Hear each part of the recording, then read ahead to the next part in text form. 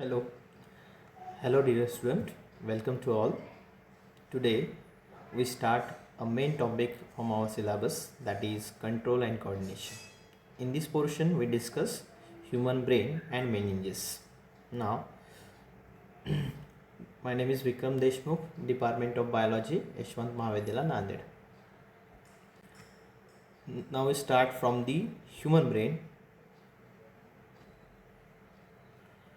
The first one, in case of the human brain, generally nervous system, human nervous system, or it is also called the neural system, include two important type of the nervous system. That is first one, central nervous system, and second one is the peripheral nervous system. Peripheral nervous system is again divided into the somatic nervous system and atomic nervous system, but the central nervous system is a main part of our nervous system area, neural system area. In case of the central nervous system, two important parts are present. That parts are, the first one part is the brain, and second one part is the spinal cord.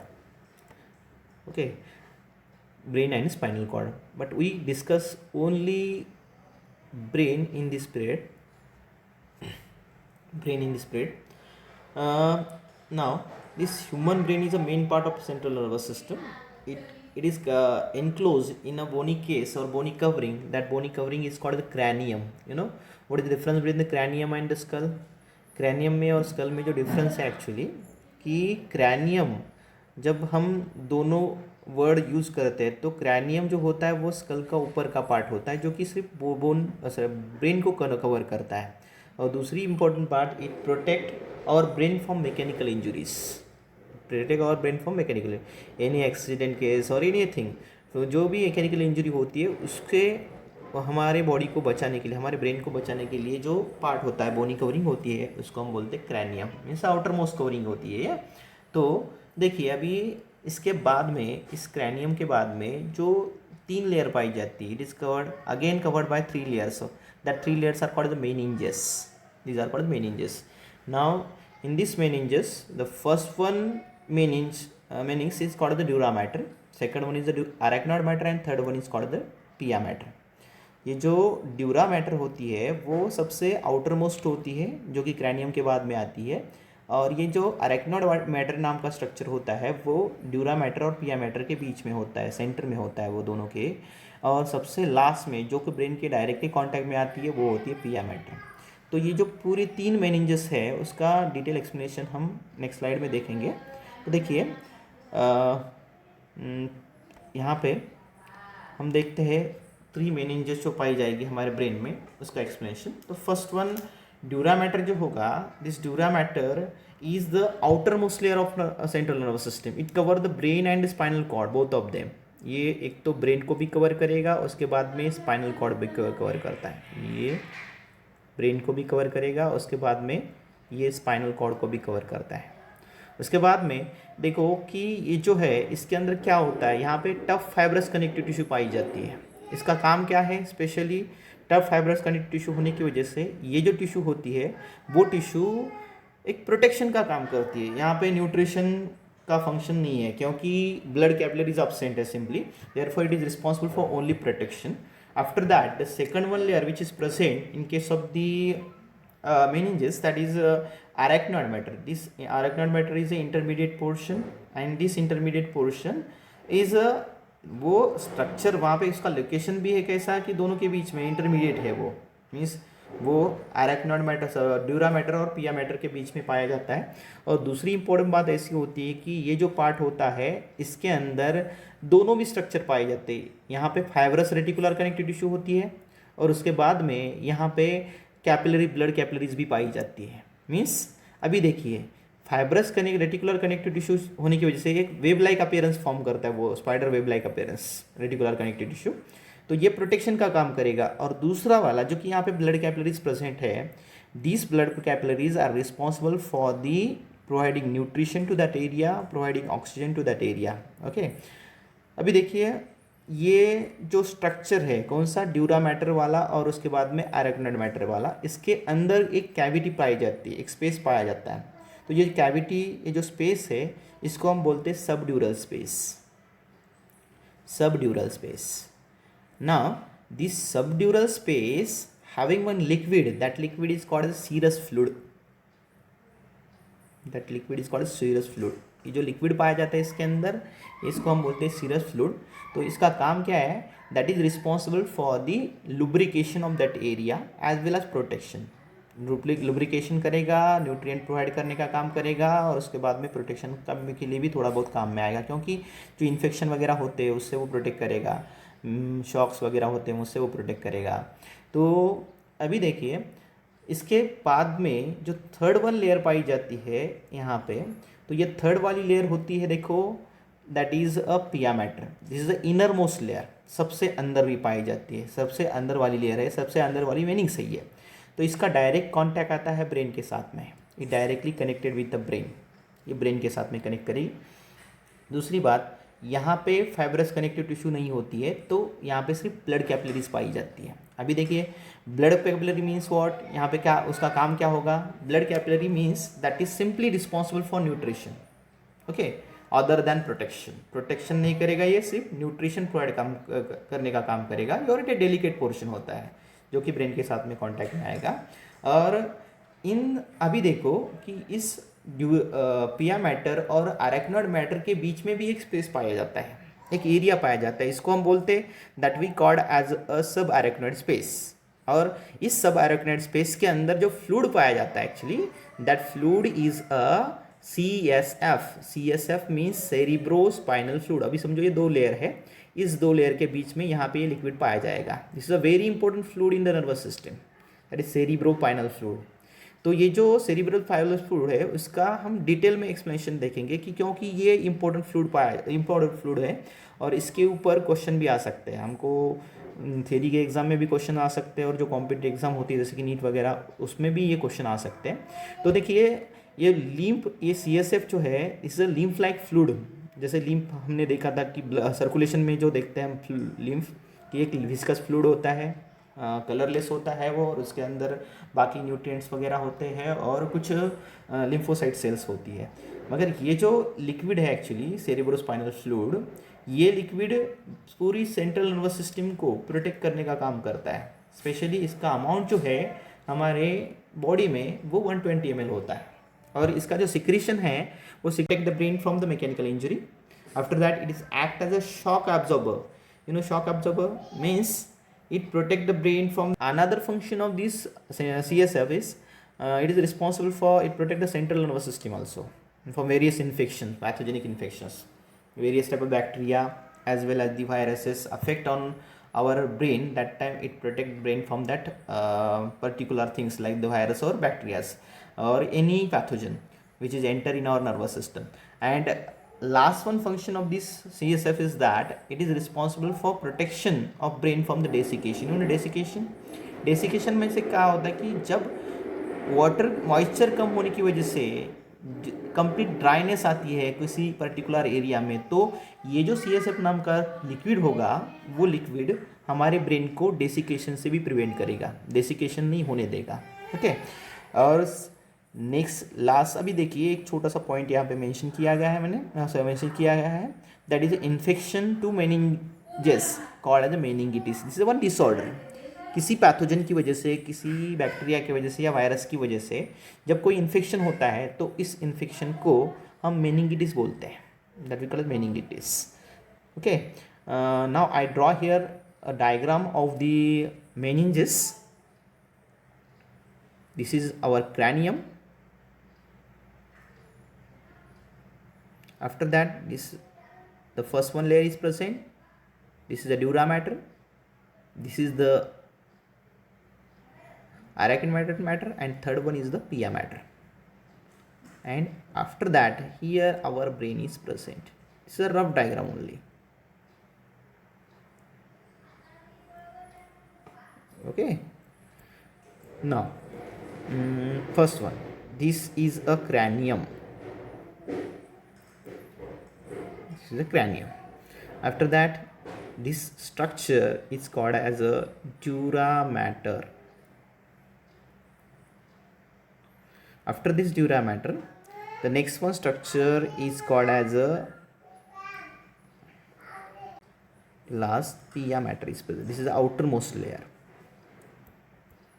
is present. Okay, and the spaces, अभी देखिए space जो होता है, space कहाँ कहाँ पाया जाता है, इस दोनों के बीच में जो स्पेस पाया जाएगा, किसके बीच में, इन दोनों के बीच में, मीन्स ड्यूरा मैटर के बीच में और अरेकनॉइड मैटर के बीच में, इसको हम बोलते हैं सब ड्यूरल स्पेस, ये स्पेस। और दूसरा वाला जो स्पेस होता है वो इन दोनों के बीच में, मीन्स अरेकनॉइड मैटर और पिया मैटर के बीच में वो पाया जाता है, इसको हम बोलते हैं सब अरेकनॉइड स्पेस। ओके, अभी देखिए subarachnoid space, and this is exact brain. Okay, अभी देखो मैंने आपको पूरा डिटेल में बताया है कि कहाँ पे ड्यूरल CSF कहाँ पे पाया जाता है, उसके बाद में सीरस फ्लूइड कहाँ पे पाया जाता है। These are the meninges. Okay, these are the meninges. Now I will start discuss the next one portion, that is exactly human brain। अभी देखिए ये जो ह्यूमन ब्रेन, इसको हम एनसेफेलॉन भी बोलते हैं, एनसेफेलॉन भी बोलते हैं। This structure is called as encephalon, encephalon भी बोलते हैं। तो ये जो स्ट्रक्चर होता है, this structure is a main part of our nervous system. मैंने यहाँ पे कुछ उसके पिक्चर्स वगैरह बनाए हैं, देखो पिक्चर्स कलेक्ट किए, मेंशन किए हैं इस पावर पॉइंट प्रेजेंटेशन में।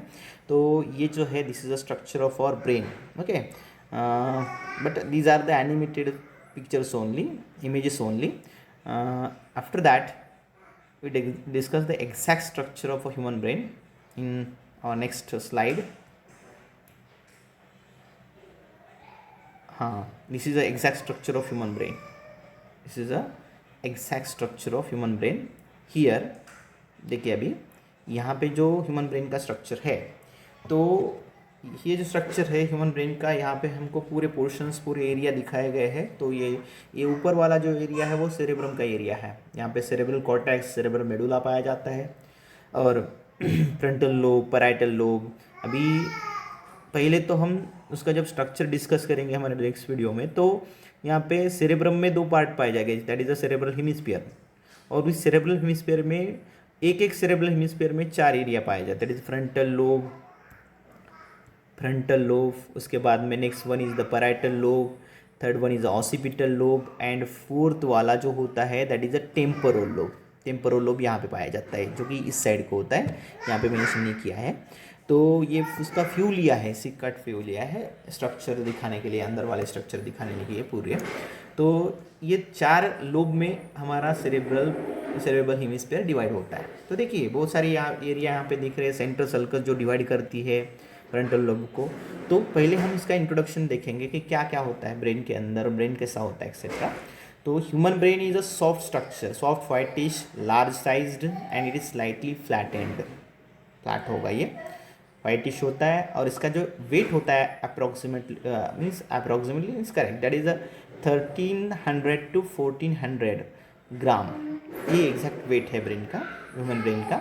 और जो क्रैनियल कैपेसिटी जो हम काउंट करते हैं जनरली, क्रैनियल कैपेसिटी और ये जो CC cubic capacity is different. The cranial capacity means in CC कितना वॉल्यूम वो एक्वायर करेगा, जैसा वॉल्यूम हम केमिस्ट्री में वगैरह भी आप वॉल्यूम के लिए साइन यूज़ करते हैं, उसी तरह यहाँ पे CC यूज़ किया है। मीन्स ब्रेन एक्चुअली कितना बैठता है क्रैनियम एरिया में, उसको हम बोलते हैं that we call it cranial capacity. ये क्रैनियल कैपेसिटी जो ह्यूमन बीइंग की स्पीसीज़ है, वैराइटीज़ है, इसमें अलग अलग पाया जाएगा। ओके, और पूरे हमारे ह्यूमन ब्रेन्स में जो ह्यूमन ब्रेन की डेवलपमेंट होती है वो 6 ईयर के ओल्ड एज में होती है। तो इस टोटल पूरी फुल्ली डेवलप्ड ब्रेन में नियर अबाउट 30,000 मिलियन न्यूरॉन्स पाए जाते हैं। Means number of neurons are present, these are the very small structures, these structures are found in case of our brain. Okay, तो अभी देखो इसके आगे जो वाला जो पोर्शन, अभी इसके पार्ट्स यहाँ पे मेंशन किए गए हैं। ये एंडोक्राइन फंक्शन करती है, पिनियल ग्लैंड, सेरेबेलम होता है जो कि हिंड ब्रेन का पोर्शन होता है. These are the ventricles. Ventricles means a small cavity which is present inside the brain. Okay, and this is the pons viral. This is also part of the hand brain, and this is the medulla oblongata. This is responsible for the involuntary activity, and here from this area spinal cord is start.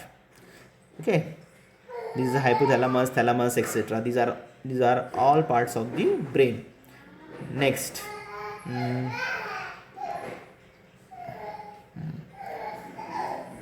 so now the first, the study of all aspects of brain is called the encephalopathy. Encephalopathy, जो brain के पूरे aspect जो होते हैं उनको study करने के लिए जो टर्म यूज़ करते हैं हम उसको बोलते हैं एनसेफेलो. जैसे कि हम सेल की स्टडी कर रहे हैं तो उसको हम बोलेंगे साइटोलॉजी एक्सेट्रा. उसी तरह जो ब्रेन के सारे एस्पेक्ट होते हैं उसको अगर हम स्टडी कर रहे हैं तो हम इसको बोलेंगे encephalopathy. After that, the next one thing is that human brain is divided into three parts. That three parts are forebrain, midbrain and the hindbrain. Okay, these are the basic structures, basic parts of the human brain. Okay, तो forebrain पहला starting का part होता है, उसके बाद में middle वाला part जो होता है उसको मिड ब्रेन बोलते हैं, और सबसे लास्ट वाला जो पार्ट होता है उसको हिंड ब्रेन बोलते हैं. तो ये तीन स्ट्रक्चर्स, तीन एरियाज हमारे ब्रेन में पाए जाएंगे. अभी देखिए इसके बाद का जो पोर्शन है, this is a different areas of our brain. These are the different parts of our brain specially. तो ये मैंने एक इमेज निकाली, इमेज यहाँ पे मेंशन की है. तो ये इमेज ऐसे कि यहाँ पे ब्रेन के अलग अलग एरियाज़ को दिखाया गया है. तो पहला ब्रेन के अंदर पाए जाने वाले जो पार्ट्स है उसमें फोर ब्रेन हमने जो अभी डिस्कस किया है स्टार्टिंग में, फोर ब्रेन, मिड ब्रेन और द हिंड ब्रेन. अभी फोर ब्रेन को दूसरा एक नाम होता है, उसको प्रोजेंसिफेलॉन भी बोलते हैं. मिड ब्रेन को मेसेंसिफेलॉन बोलते हैं, और जो हिंड ब्रेन होता है उसको रोवेंसिफेलॉन बोलते हैं. Again this mid brain is divided into two portion, that is a cerebral peduncle or cura cerebri and corpora quadrigemina. Before that we discuss the different parts of the forebrain. First one, that is olfactory lobes. These are reduced in human beings, therefore here reduced word is mentioned, that is reduced. Two olfactory lobes are present in our brain. It is specially responsible for the sensation of smell. We discuss this concept in next slide. Telencephalon, this is a renencephalon. This is a second one is a telencephalon. Telencephalon means cerebrum. This is the main area of our brain and it is the largest portion of our brain. Okay, and after that telencephalon, diencephalon is present. Diencephalon is again divided into three areas, three parts. These are the epithalamus, thalamus and the hypothalamus. After that mid brain, तो मैंने बताया अभी कि इस mid brain में क्या क्या रहता है. मिड ब्रेन जो होता है वो मिडल वाला पोर्शन और छोटा सा पोर्शन होता है. ये पोर्शन जो है इसके अंदर सेरेब्रल पेडिंकल और क्यूरा सेरेब्री नाम का पार्ट होता है. इसको सेरेब्रल पेडिंकल भी बोल सकते हैं, क्यूरा सेरेब्री भी बोल सकते हैं. ये फाइब्रस लेयर होती है, फाइब्रस कनेक्शन होता है जिसके अंदर पूरा फाइबर रेटिकुलर मीन्स नर्व के फाइबर्स प्रेजेंट होते हैं. और इसके बाद में कॉर्पोरा क्वाड्रिजेमिना, ये भी एक इम्पोर्टेंट पार्ट है. ये बल्जिंग पोर्शन होता है और ये पोर्शन हमारे नेक की मूवमेंट के लिए इसेंशियल होता है against the visual stimulus as well as auditory stimulus. After that in case of the hind brain, in hindbrain two important parts are present. The two important parts are metencephalon and next one is the myelencephalon. अभी देखिए ये जो मेटेंसिफेलॉन नाम का structure है, इस मेटेंसिफेलॉन में दो स्ट्रक्चर पाए जाते हैं. एक तो सेरेब्रम होता है और दूसरा जो होता है वो पॉन्स वेरोली होता है. ये दो पोर्शन, दो स्ट्रक्चर मेटेंसिफेलॉन में पाए जाएंगे. और सबसे लास्ट वाला जो स्ट्रक्चर होता है जिसके बाद में डायरेक्ट स्पाइनल कॉर्ड स्टार्ट होता है उसको हम बोलते हैं माइलेंसिफेलॉन. और इस माइलेंसिफेलॉन में मेडुला ऑब्लोंगेटा नाम का स्ट्रक्चर पाया जाता है. This is responsible for involuntary activities, means जो एक्टिविटी हमारे विल के ऊपर डिपेंड नहीं होती उसको हम बोलेंगे involuntary activities. And these are controlled by a medulla oblongata. Now we discuss one by one.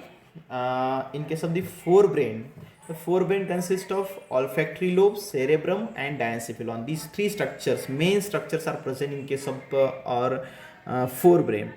Okay, तो ये जो olfactory lobe वाला पोर्शन है, olfactory lobe वाला पोर्शन है, तो ये पोर्शन ऑल्फैक्टरी लोब वाला पोर्शन हम देखेंगे। तो ऑल्फैक्टरी लोब जो है, these are highly lid structure in case of the human being, it is purely developed when we compare with the dogs or dogfish etc. Our olfactory lobes are reduced. They are poorly developed. Okay. But in case of the dog, these olfactory lobes are highly developed, therefore they are having better smell. After that, sensation of smell, sorry. And olfactory lobes are responsible for sensation of smell in every animal. After that cerebrum, इसका जो explanation है वो structures हम next video में हम देखने वाले हैं कि एग्जैक्टली ऑल्फैक्टरी लोब रहते कैसे हैं, उसका एक्शन कैसा होता है। आफ्टर दैट सेरेब्रम जो है वो सेरेब्रम ये सबसे लार्जेस्ट पार्ट है ब्रेन का, तो ये near about 80 to 85% area cover करता है ब्रेन का।